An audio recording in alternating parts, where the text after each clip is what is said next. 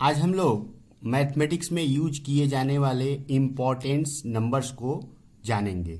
और यदि आपको ये मेरा वीडियो पसंद आए तो मेरे चैनल को सब्सक्राइब करिए और लाइक करिए। तो चलिए हम लोग जानते हैं टाइप्स ऑफ नंबर्स। तो सबसे पहले हम लोग जानेंगे नेचुरल नंबर यानी प्राकृतिक संख्या। तो प्राकृतिक संख्या क्या होती है? जो भी काउंटिंग नंबर यानी जो हम लोग नंबर को काउंट करते हैं वे सभी संख्याएं क्या कहलाती हैं? प्राकृतिक संख्याएं कहलाती हैं। जैसे मैं यहाँ पर लिखा हूं 1 2 3 4 5 6 7 इस तरह से अप टू इन्फिनिटी तक। तो ये सभी संख्याएं क्या कहलाएंगी? प्राकृतिक संख्याएं कहलाएंगी।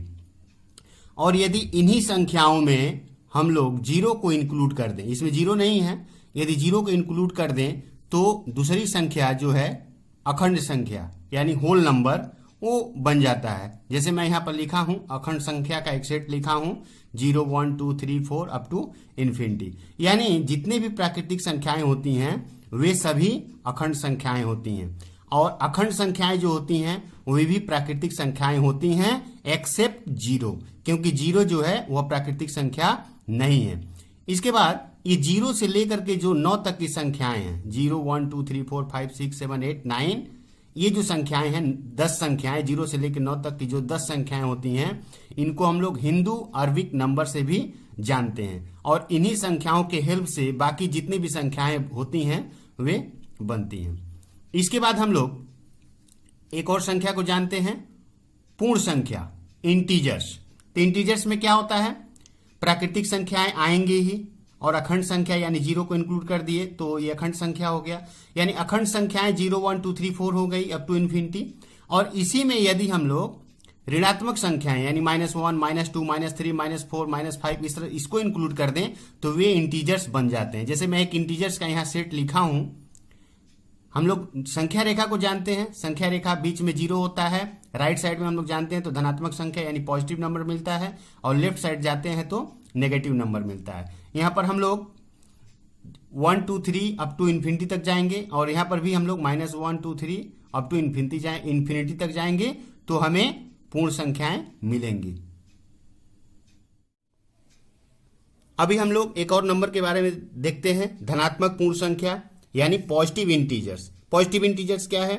प्राकृतिक संख्याएं जो होती हैं, नेचुरल नंबर्स का जो सेट होता है वही पॉजिटिव इंटीजर्स होता है, यानी 1 2 3 4 dot dot dot up to infinity. इसको बोलते हैं पॉजिटिव इंटीजर्स क्योंकि इसके अंदर कोई भी नेगेटिव संख्या नहीं है। इसके बाद हम बात करेंगे ऋणात्मक संख्या यानी नेगेटिव इंटीजर्स। नेगेटिव इंटीजर्स क्या है? पूर्ण संख्या में हम लोग जीरो लिए थे और धनात्मक संख्या लिए थे, ऋणात्मक -1 -2 -3 लिए थे। तो यहाँ पर वही जो -1 -2 -3 जो संख्याएं होती हैं -1 -2 -3 -4 dot dot dot up to infinity, इन्हीं को हम लोग बोलते हैं ऋणात्मक पूर्ण संख्या यानी नेगेटिव इंटीजर्स। इसके बाद हम बात करेंगे परिमेय संख्या यानी रेशनल नंबर्स। ये क्या होता है? जिन संख्याओं को p/q के रूप में हम लोग लिख सकते हैं यानी p/q। यहां पर p क्या है? p एक होल नंबर है, होल नंबर, और q भी क्या है? होल नंबर है, ठीक है, but not equals to zero. यानी q का मान जीरो नहीं होना चाहिए और p और q दोनों ही होल नंबर होने चाहिए। तो जैसे हम लोग क्या बोल सकते हैं, जैसे यहां पर हम लोग लिख लें 1/2 3/2 -3/2, ठीक है। तो ये सभी परिमेय संख्याएं होती हैं। इसके बाद हम लोग बात करते हैं अपरिमेय संख्या यानी इरेशनल नंबर। इरेशनल नंबर क्या होता है? जिस नंबर को हम लोग p/q के रूप में नहीं लिख सकते हैं उसको हम लोग इरेशनल नंबर बोलते हैं।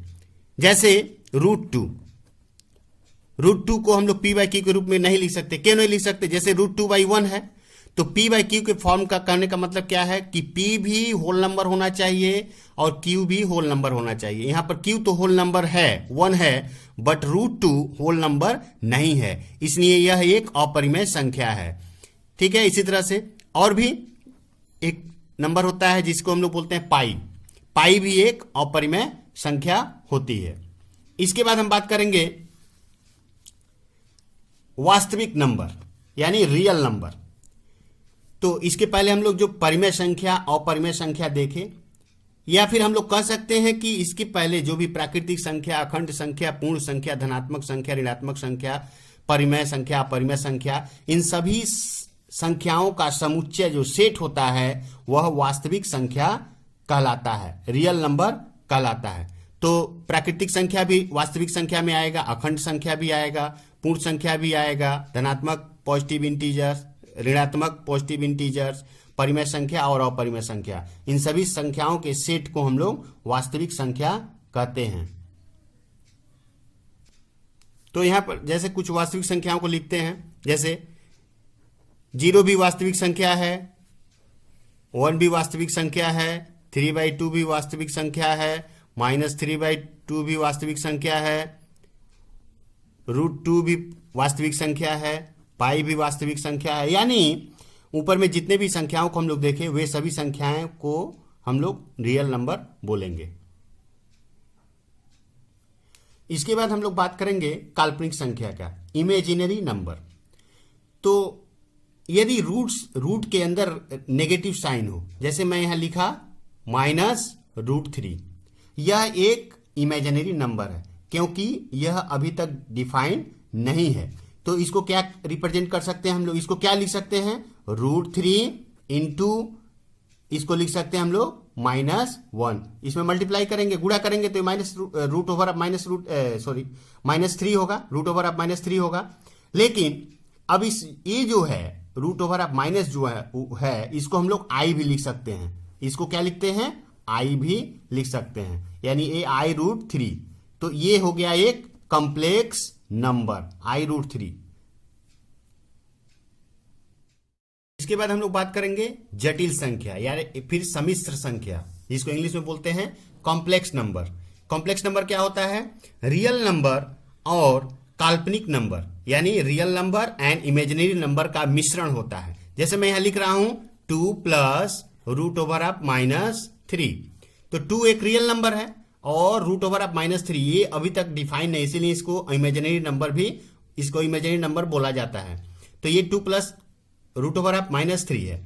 तो यह एक क्या है, जटिल संख्या यानी कॉम्प्लेक्स नंबर है। इसको दूसरे शब्दों में हम लोग क्या लिख सकते हैं, 2 + i√3। इसके पहले क्वेश्चन में बताया था -√3 = i√3 होता है, ठीक है।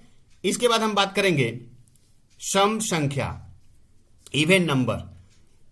तो इवन नंबर क्या होता है, इवन नंबर होता है जो 2 का टेबल हो, यानी 2 का पहाड़ा हम लोग जो पढ़ते हैं वही क्या होता है, इवन नंबर होता है। या फिर हम लोग कह सकते हैं तो जो 2 से विभाज्य हो, यानी 2, 4, 6, 8, 10, 12, 14 ऐसे अप टू इन्फिनिटी तक हम लोग इसको जा सकते हैं। तो ये जो सेट होगा ये क्या होगा, सम संख्या। सम संख्या क्या हुआ, ऐसी संख्याएं जो 2 से पूर्ण रूप से विभाज्य होती हैं। इसके बाद हम बात करेंगे विषम संख्या यानी ऑड नंबर का।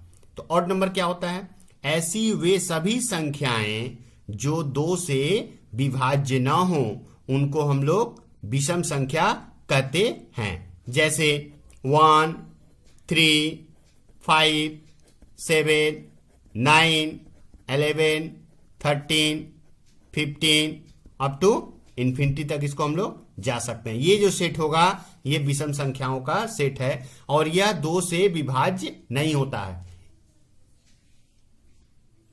अभी हम लोग बात करेंगे पूर्ण वर्ग संख्या यानी परफेक्ट स्क्वायर नंबर। तो वे सभी संख्याएं जिसको वर्ग के रूप में हम लोग एक्सप्रेस कर सकते हैं। जैसे 4 को क्या लिख सकते हैं, 2 का स्क्वायर।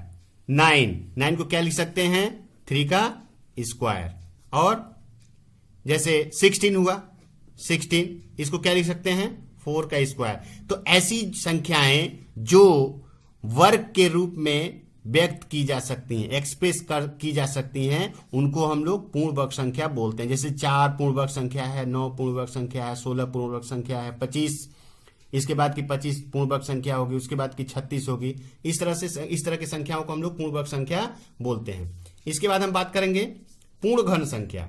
तो वे सभी संख्याएं जिनको हम लोग घन के रूप में यानी क्यूब के रूप में एक्सप्रेस कर सकते हैं। जैसे पहली संख्या क्या है होती है 8। 8 को क्या लिख सकते हैं हम लोग 2 का क्यूब लिख सकते हैं। और क्या लिख सकते हैं, इसके बाद हम लोग 27 होती है। 27 किसका घन होता है 3 का घन होता है। ठीक है, इसके बाद हम बात करें 64 की, तो 64 किसका घन होता है 4 का घन होता है। 4 चौके 16 चौके 64। तो इस तरह की संख्याओं को हम लोग पूर्ण घन संख्या बोलते हैं, यानी जिन संख्याओं को घन के रूप में लिखा जा सकता है उन संख्याओं को पूर्ण घन संख्या बोलते हैं। इसके बाद हम लोग बात करेंगे भाज्य संख्या यानी कंपोजिट नंबर। तो ऐसी संख्याएं जिनको 2 खंडों के रूप में एक्सप्रेस किया जा सकता है एक्सेप्ट 1 एंड जो संख्या है वो खुद वो नहीं होनी चाहिए, बाकी उसका 2 फैक्टर होना चाहिए। तो और एक कंडीशन बता दें, 1 जो होता है वह कंपोजिट नंबर में नहीं आता है। तो 2 की बात करें, क्या 2 कंपोजिट नंबर होगा? नहीं। 2 को हम लोग क्या लिख सकते हैं 1 इंटू 2 लिख सकते हैं, नहीं होगा। 3 भी कंपोजिट नंबर नहीं होगा क्योंकि वो 1 एंड 3 होगा। हाँ 4 हो सकता है, 4 को हम लोग लिख सकते हैं, 4 एक भाज्य संख्या होगा। 2 इंटू क्या लिख सकते हैं इसको 2 लिख सकते हैं। और क्या 6 भी एक भाज्य संख्या है, इसको क्या लिख सकते हैं हम लोग 3 इंटू 2। ठीक है, इसी तरह से 8 भी एक भाज्य संख्या है, इसको क्या लिख सकते हैं हम लोग 4 इंटू 2। तो और एक संख्या देखते हैं, जैसे 9 है, 9 को हम लोग क्या लिख सकते हैं 3 इंटू 3। तो ये भी एक कंपोजिट नंबर है, यानी ऐसे नंबर्स जिनको 2 खंडों में एक्सप्रेस किया जा सकता है एक्सेप्ट 1 और जो संख्या है वो खुद नहीं होनी चाहिए। ठीक है, इसके बाद हम लोग बात करेंगे अभाज्य संख्या यानी प्राइम नंबर। प्राइम नंबर क्या होता है? इसमें भी 1 को जो है वो अभाज्य संख्या यानी प्राइम नंबर में नहीं लिया जाता है।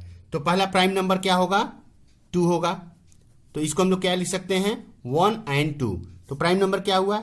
ऐसे नंबर्स जिनको 2 खंडों में एक्सप्रेस किया जाता है लेकिन उसमें दोनों खंड कौन कौन होते हैं, एक होता है और वो खुद जो है वो संख्या होती है। जैसे 2 है तो 1 इंटू 2 हुआ।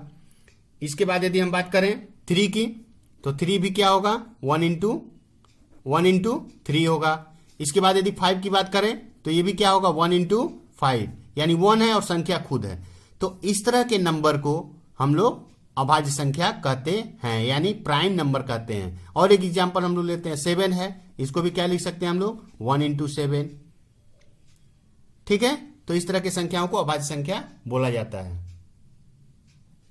इसके बाद हम लोग बात करते हैं सहभाज्य संख्या का यानी को प्राइम नंबर। को प्राइम नंबर क्या होता है?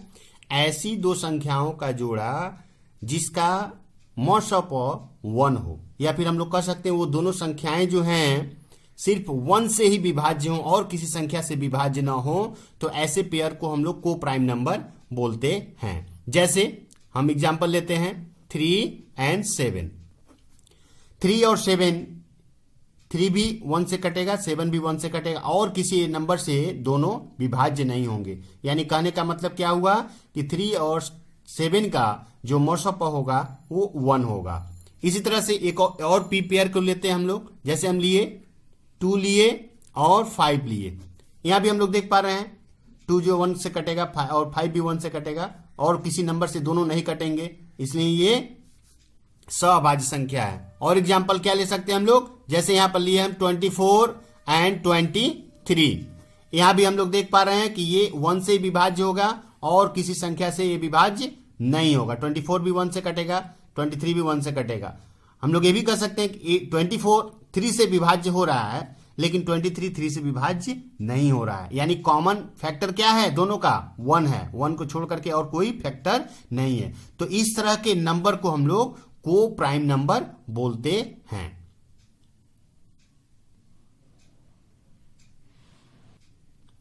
इसके बाद हम लोग बात करते हैं भिन्नात्मक संख्या यानी फ्रैक्शनल नंबर। तो वे सभी संख्याएं जिसको भिन्न के रूप में हम लोग एक्सप्रेस कर सकते हैं, यानी जिसको अंश और हर यानी न्यूमरेटर एंड डिनोमिनेटर के रूप में एक्सप्रेस कर सकते हैं, उसको भिन्नात्मक संख्या बोलते हैं। जैसे 3 है, इसको भी हम लोग भिन्नात्मक संख्या कर सकते हैं। 3/1 ये तो होता ही है। 5/2 भिन्नात्मक संख्या है। -3/5 ये भी एक फ्रैक्शनल नंबर है।